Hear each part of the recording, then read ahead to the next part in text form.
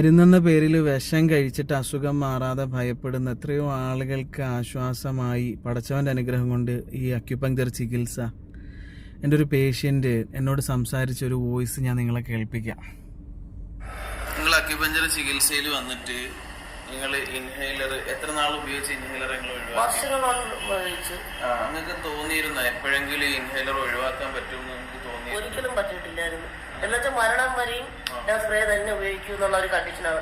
അതായത് എനിക്ക് സ്റ്റെപ്പ് കയറുമ്പോൾ അല്പം ഒന്ന് തൂക്കുമ്പോൾ മാറാല അടിക്കുമ്പോഴൊക്കെ എനിക്ക് ഭയങ്കര കിതപ്പായിരുന്നു.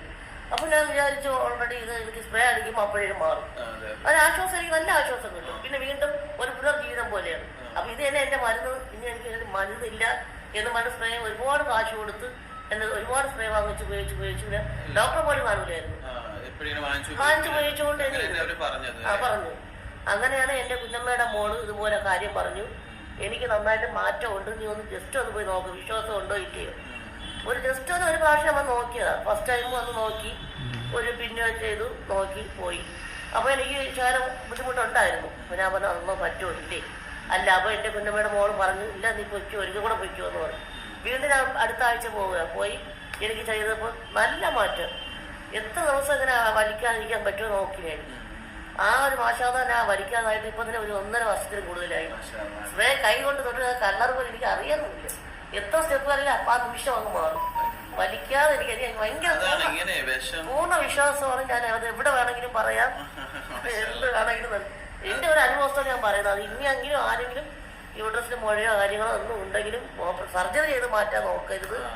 പൂർണ്ണ ഒരു 100% ഉറപ്പായിട്ടാണ് ഞാൻ പറയുന്നത്.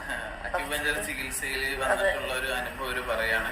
പക്ഷെ വരുന്നതിന് മുമ്പ് ഇവരുടെ യൂട്രസ് റിമൂവ് ചെയ്തു. അപ്പോൾ അതിൻ്റെ ഒരു വിഷമം എന്നോട് പങ്കുവെച്ചത് കൊണ്ടാണ് ഞാനിതൊന്ന് വോയിസ് റെക്കോർഡാക്കാന്ന് ഒരുപാട് ആവശ്യപ്പെട്ടത്. ഈ യൂട്രസ് റിമൂവ് ചെയ്യാൻ നിൽക്കുന്ന ആളുകൾ ഒരുപാട് ഉണ്ടാവും. പക്ഷെ ഇവരുടെ പ്രത്യേകത ഇവർക്ക് അറിയൂല ഇത് എടുത്ത് കളഞ്ഞാൽ പിന്നെ അനുഭവിക്കാൻ പോകുന്നത് ഇവർക്ക് അറിയില്ല. ഇപ്പൊ ഇത് പോയി എന്നുള്ള സ്ഥിതിക്ക് നിങ്ങൾക്ക് ഈ പോയതിന് ശേഷം എന്തെങ്കിലും കൂടുതൽ അസ്വസ്ഥത ജീവിതത്തിൽ സംഭവിച്ചിട്ടുണ്ടോ? ഭയങ്കര വിശപ്പാണ്, എപ്പോഴും വിശപ്പാണ്, കാളലാണ് എപ്പോഴും. ഭയങ്കര വിശപ്പാണ്, തളർച്ചയാണ്.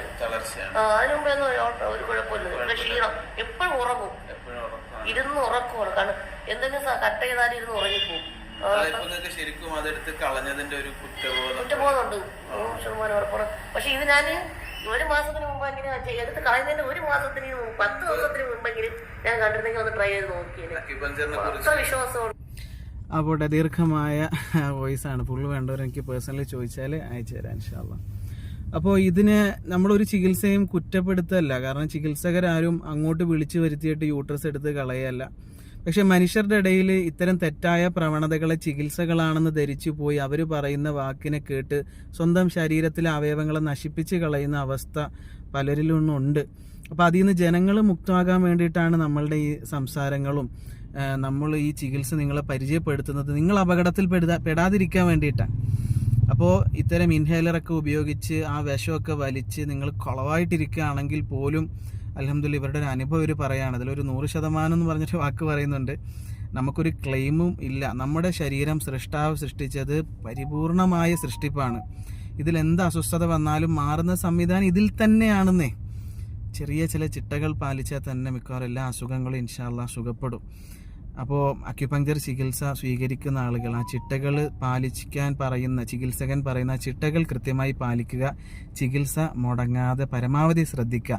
ഇടയ്ക്കൊന്നും മുടങ്ങിപ്പോയി എന്ന് പറഞ്ഞിട്ട് നിങ്ങൾ പേടിക്കേണ്ട. പക്ഷെ ഇതിനിടെ വിഷമൊന്നും മരുന്നെന്ന് പറഞ്ഞ് കഴിക്കാനോ അക്യുപങ്ക്ചർ ചികിത്സയുടേതല്ലാത്ത തെറ്റായ അന്ധവിശ്വാസ ടെസ്റ്റുകളിൽ പോയി കുടുങ്ങാതെ ഇരിക്കുക. മനസ്സെപ്പോഴും സ്വസ്ഥമായിരിക്കുക. സ്വസ്ഥമായ ജനനം, സുഖമായൊരു ജീവിതം, ശാന്തമായൊരു മരണം, ഇതൊക്കെ തന്നെയാണ് ഈ ഭൂമിയിൽ ഓരോ മനുഷ്യർക്കും വേണ്ടത്.